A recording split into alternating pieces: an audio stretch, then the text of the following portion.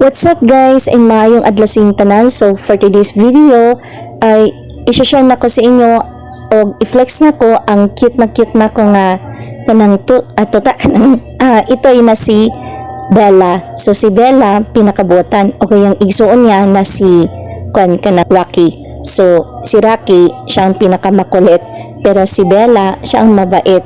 Pero si Bella naman ay siya ang pinaka kanang tagani buutan siya. So a few moments later, kinanglan ni kanang gisundan na ako siya kung gawa siya.